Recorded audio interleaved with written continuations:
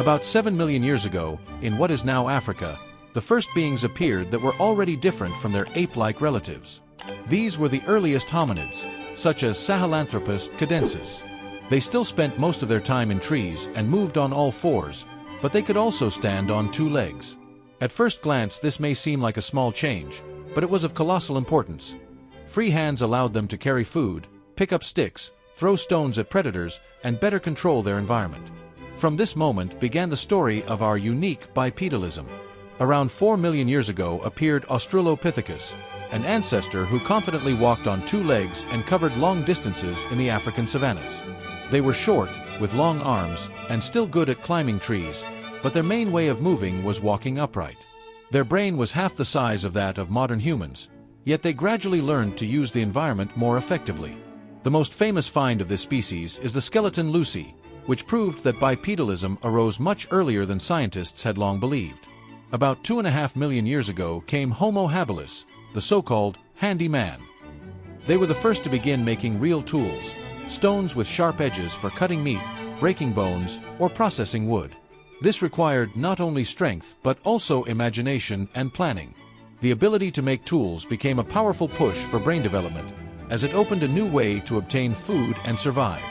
About 1.8 million years ago appeared Homo erectus, the upright man. They already looked remarkably similar to us, a strong skeleton, a well-developed brain, and body proportions close to modern humans. It was Homo erectus who first left Africa, spreading into Europe and Asia. Their greatest achievement was mastering fire. Fire became a true friend and protector. It warmed cold nights, scared away wild animals, allowed food to be cooked, and even helped form social bonds, as life now revolved around the campfire. No wonder Homo erectus lived the longest of all our ancestors, nearly 2 million years. About 250,000 years ago, in Europe and Western Asia, appeared the Neanderthals.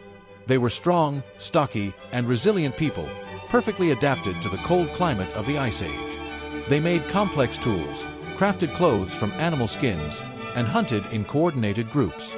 Archaeological finds show that Neanderthals cared for the sick and injured, and even buried their dead. This means they already had the beginnings of compassion and perhaps beliefs.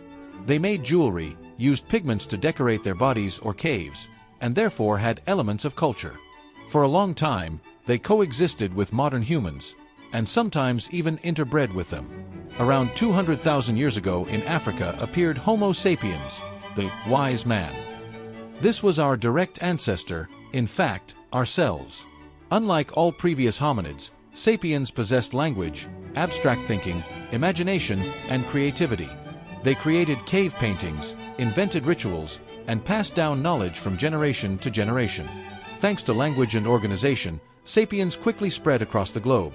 From Africa, they expanded into Europe, Asia, Australia, and eventually the Americas. Encounters with Neanderthals were not only conflicts. Modern genetic studies show that interbreeding occurred, and today every human carries a small percentage of Neanderthal DNA. These genes helped our ancestors adapt better to new conditions. Thus, the path from the first upright beings to Homo sapiens took millions of years and was filled with challenges. It was a history of survival, ingenuity, and constant adaptation. Every stage, from the first attempts at walking upright to the use of fire, from the most primitive tools to art and culture, became part of the great mosaic that made us who we are today. And thanks to this long journey, we can now ask ourselves questions about our own origins and reflect on the future of humanity.